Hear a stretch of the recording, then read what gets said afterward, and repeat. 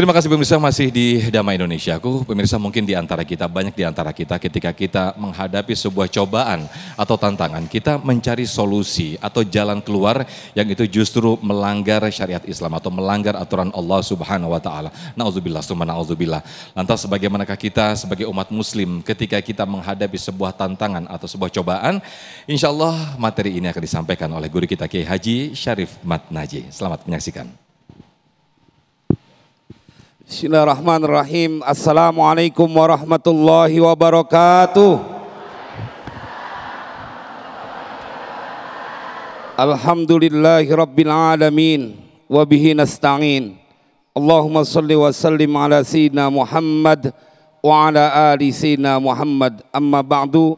Jamaah sekalian berbahagia, pemirsa TV One dimanapun berada, terkhusus Ustaz Riza Muhammad dan semua kita, semoga senantiasa dalam penjagaan Allah.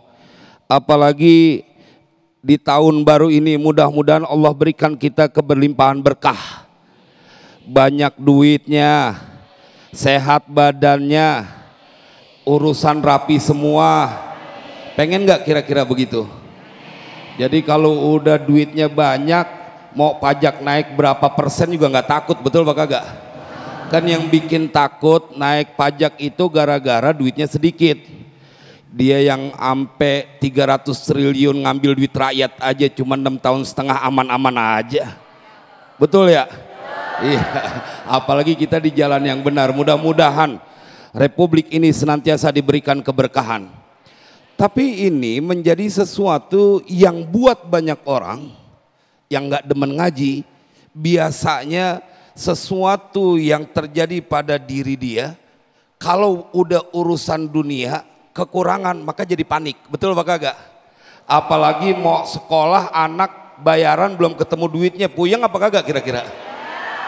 Lah jawabnya ikhlas banget romannya. Tapi emang yang paling tahu ibu-ibu, kalau buat bapak mah bodoh aja, apalagi yang hobinya mancing. Emang kagak pernah mikirin ibunya lagi istrinya puyeng aja di rumah, dia mah lagi depan empang aja.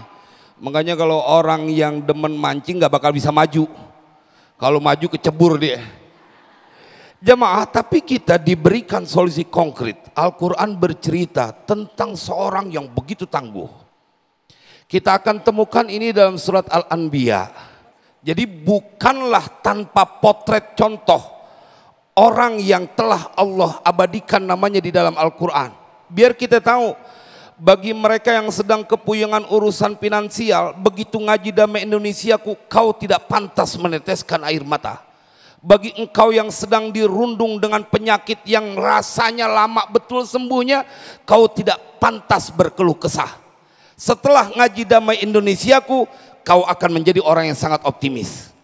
Mengapa? Karena itulah fungsinya ilmu. Itulah fungsinya iman yang akan menjadi solusi konkret. Orang kalau punya ilmu, punya iman, maka dia akan smile forever. Tapi jangan kebanyakan senyumnya. Nah itu dia. Kalau senyumnya kebanyakan, orang jadi pada bingung, nih orang cengar-cengir aja. Kita lihat di dalam Al-Quran, ada seorang yang kalau kata orang Betawi, kolokan banget sama Allah. Tahu ya kolokan? Dikit-dikit ngadu kepada Allah, dikit-dikit ngadu kepada Allah. Tapi ini diceritakan dalam Al-Quran. Wa ayyubu idnada rabbahu anni massaniyad durru wa anta arhamur rahimin. Wah, ini Allah yang bercerita, ente kudu kenal seorang lelaki yang bernama Ayyub. Ketika dia menyeru Tuhannya, berdoa, ngadu sama Tuhannya.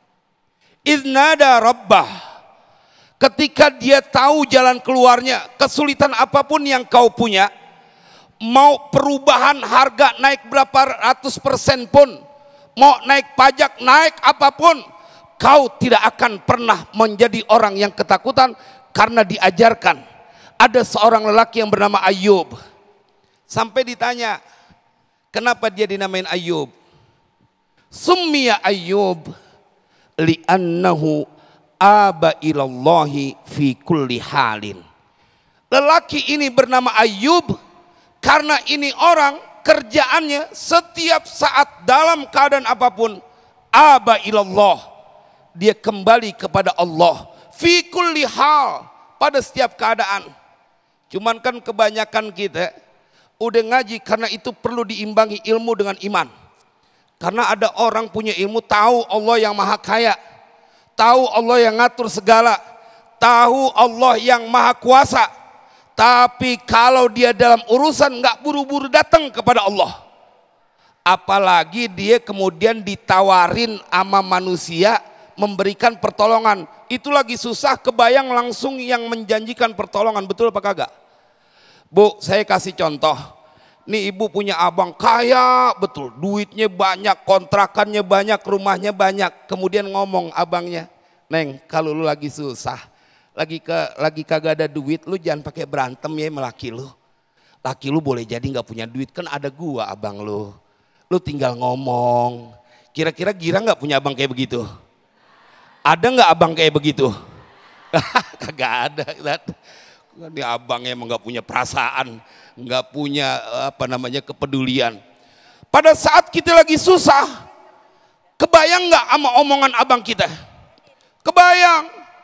Abangnya ada di Depok misalnya, dia lagi susah, dia datang ke tempat abangnya.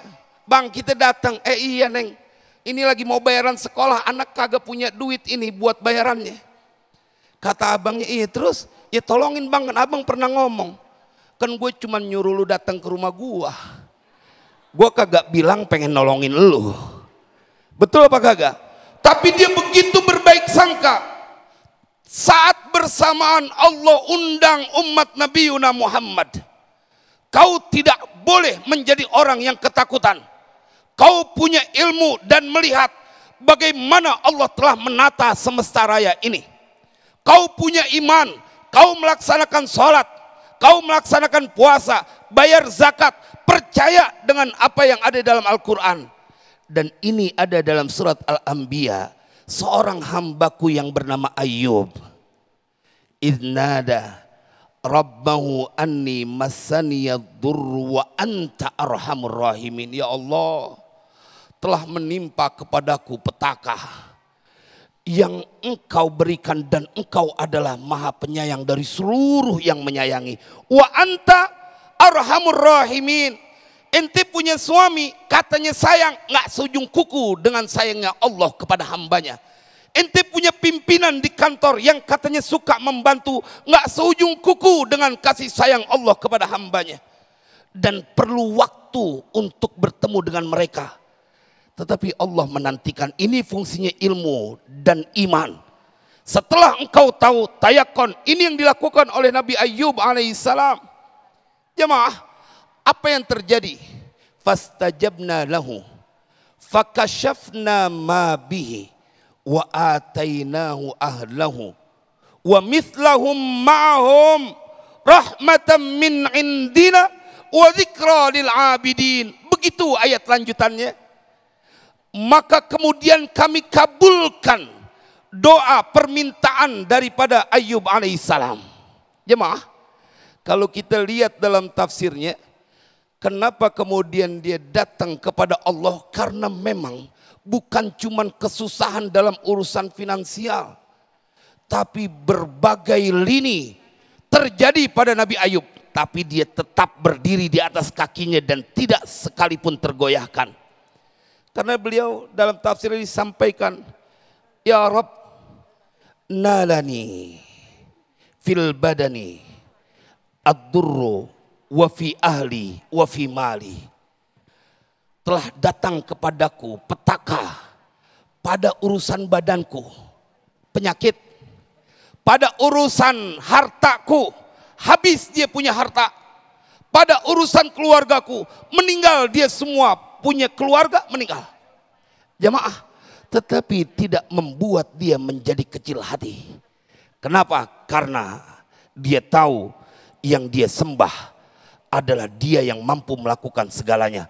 Kau boleh punya kelemahan, ilmu dan iman akan membentengimu dari keputusasaan. Semoga manfaat. Baik, Masya Allah, terima kasih Kiai Haji Syarif Ahmad Najih. Dari guru kita Kiai Haji Syarif Ahmad Najih, kita belajar banyak bagaimana kekuatan Nabi Ayub alaihissalam dengan berbagai cobaan. Bukan hanya cobaan duniawi atau materi, bahkan cobaan fisik pun beliau alami. Namun tetap teguh, berdiri teguh dan mengembalikan semua urusan kepada Allah Subhanahu wa taala. Semoga kita banyak belajar kepada Nabi Ayub alaihissalam. Nah, pemirsa, kita akan membedah lagi tema yang akan menarik ini, kita akan perdalam lagi tema yang sangat menarik ini ketika ujian dan tantangan dihadapi oleh kita semuanya. Apa yang harus kita lakukan, yaitu menguatkan iman. Kita akan bahas di sesi tanya jawab. Namun sebelumnya guru kita Ustadz Riza Muhammad sudah bersiap-siap untuk berbagi berkah bersama Luwak White Coffee.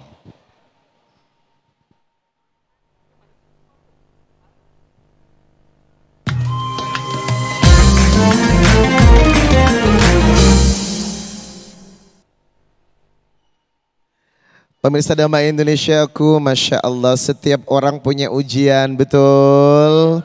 Setiap orang punya masalah, betul.